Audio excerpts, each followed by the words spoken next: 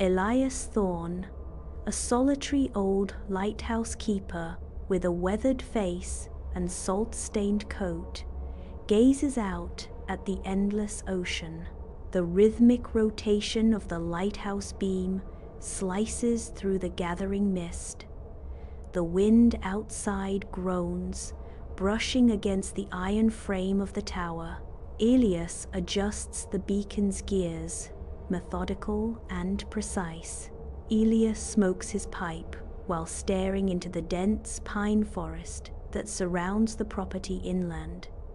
The trees sway unnaturally, not to the rhythm of the wind, but to something else. He shivers, though the evening is warm. Elias searches the counter.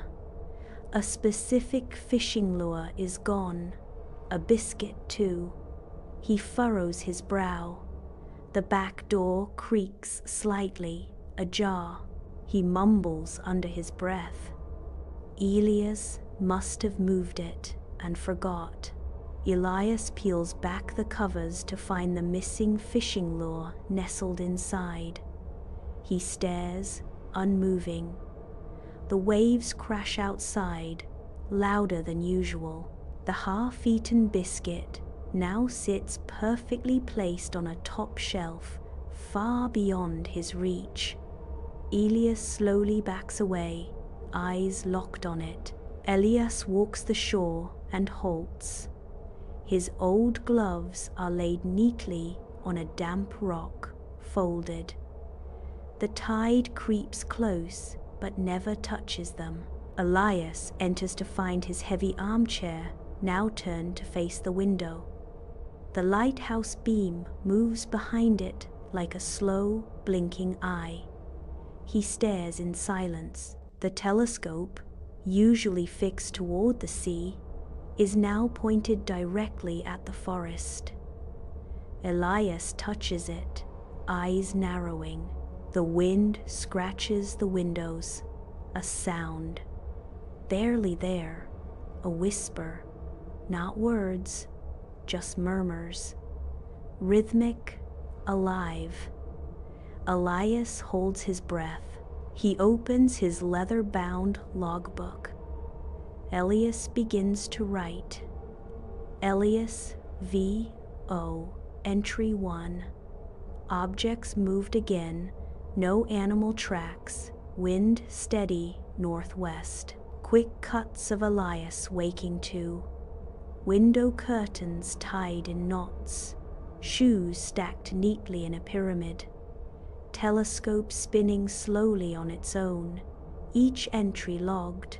A gale screams across the coast like a banshee. The whole tower vibrates. Elias grips the railing, staring into blackness.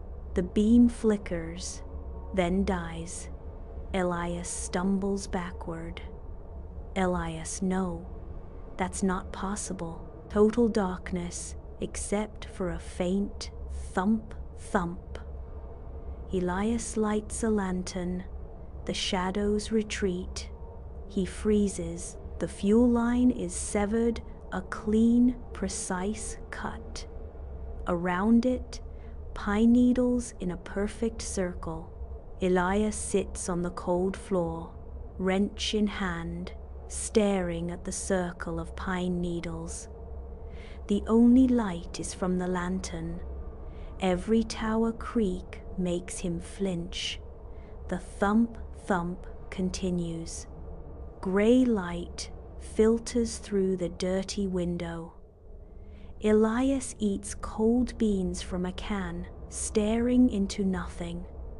Then he stands, grabs his flashlight, knife, logbook.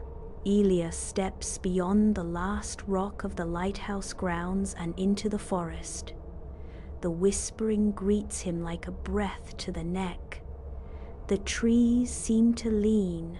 After an hour of walking, Elias reaches a clearing he had seen from the tower. The snow stops abruptly at its edge. It is unnaturally still. The whispers become layered, rhythmic. almost a chant beneath comprehension. Elias's eyes flick in every direction. His breath clouds, but there is no wind. Elias pushes aside a thick curtain of ivy. Beyond it, light shifts strangely. The air is heavy, the whispering grows clearer. He steps through a perfect ring of ancient pines, their branches twisted together overhead into a dome. At the center, a shallow pit with carefully placed objects. Elias steps closer. Inside the pit, the silver pocket watch, the porcelain teacup, the antique compass, all cleaned, preserved. They stand silently. Tall figures made of woven pine branches, bark for faces, manlike, motionless, watching. Elias freezes. The sound comes from inside the figures, a hum, deep and resonant. The forest seems to breathe. One figure, taller than the rest, shifts. Slowly, it turns toward Elias. No eyes, no mouth, but Elias feels seen. The clearing falls silent. Elias's chest tightens with expectation. The whispers stop. The tallest figure raises one arm, pointing at Elias. Elias tries to speak, but no sound comes. He understands. He has been summoned, chosen, not as keeper of the light, but keeper of something older. Elias walks slowly back toward the lighthouse. He does not look behind him. The wind follows him, but now carries something else. His name. Elias stands at the beacon once more. He gazes out toward the sea, but it no longer calls to him. Now he hears only the forest. Elias opens his logbook again, a fresh page. He begins writing, slower this time. The page reads, entry, the light is no longer mine alone. The beacon spins. The forest is silent now. Elias is gone. Only the wind remains, whispering. That was the end of the story.